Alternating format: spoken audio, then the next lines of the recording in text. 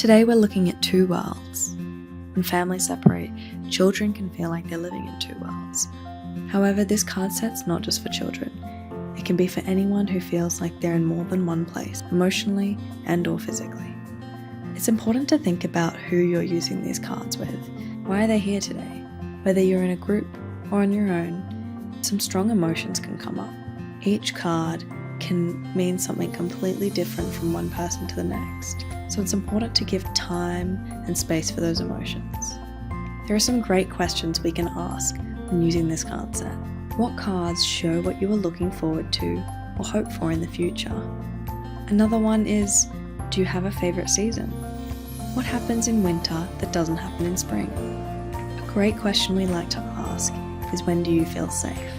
So many different cards in this pack can resonate with that question. It's important not to put pressure on what's supposed to happen, especially when going through these card sets.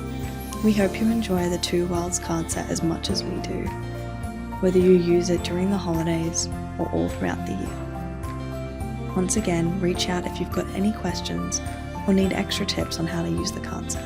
When purchasing the card set, you'll also get access to our digital toolkit, a great added value piece with heaps of tips and tricks on how to use these cards.